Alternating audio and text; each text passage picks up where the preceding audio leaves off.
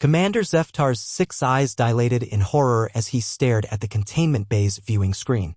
Behind the reinforced barriers, 12 small human figures huddled together, their pale faces streaked with tears. The youngest couldn't have been more than 5 Earth years old. "You captured human children?" His voice cracked through the ship's communication system, causing several crew members to flinch.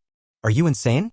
Lieutenant Crix shifted uncomfortably, his scaled hands trembling as he held the mission report. "Sir, intelligence suggested that studying younger specimens would provide better insights into human behavioral patterns. They're more malleable." Zeftar's normally composed demeanor shattered. In his 40 cycles of military service, he had witnessed countless horrors across the galaxy, but this crossed every line he held sacred. The Galactic Council's first law was absolute: never harm the young of any sentient species. "Malleable?" he roared, his voice echoing through the bridge. "These are children, Lieutenant. They're not specimens, they're living beings with families, with futures." The bridge fell silent except for the soft humming of the ship's engines. Through the viewing screen, Zeftar watched as an older human child, perhaps 10 years old, wrapped his arms protectively around the smaller ones. The gesture reminded him painfully of his own offspring back on Kepler 442b. "Sir," Crix stammered, "the research potential—" "The research potential?" Zeftar's voice dropped to a dangerous whisper.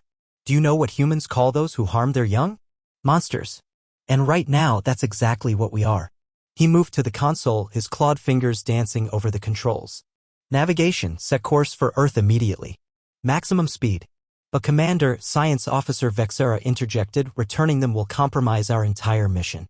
The humans will know we've been here." Zeftar turned to face his crew, his expression grave. "Then let them know.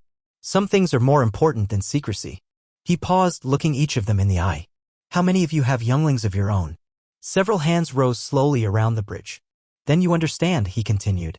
"Imagine if another species had taken your children.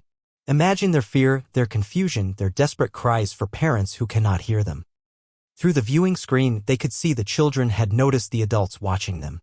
The smallest one, a girl with golden hair, pressed her tiny hand against the barrier. Her lips moved silently, forming what looked like the word "Mama." Crix's composure finally cracked.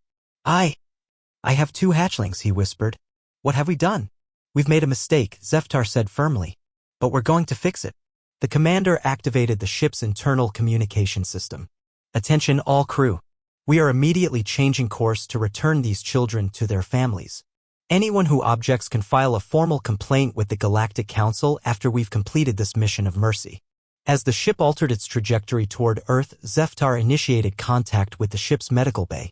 "Dr. Hellion, prepare comfort protocols for human younglings.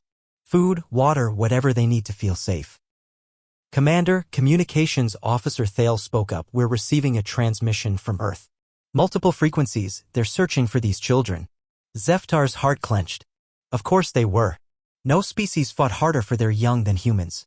"Put it through." The bridge filled with desperate human voices calling out names: Emma, Tommy, Sarah. Each name was a dagger through his conscience. "Open a channel," he ordered. When the connection established, Zeftar took a deep breath. "People of Earth, this is Commander Zeftar of the Galactic Survey Vessel Astrius. We have your children. They are safe, unharmed, and we are returning them to you immediately. We are deeply sorry." The silence that followed was deafening. Then, a woman's voice, thick with emotion, "Thank you. Please, just bring them home." As Earth grew larger in the view screen, Zeftar made a vow. Never again would fear and curiosity justify such cruelty. Some lines, once crossed, could never be uncrossed, but perhaps, with time and genuine remorse, forgiveness might be possible. The children were going home.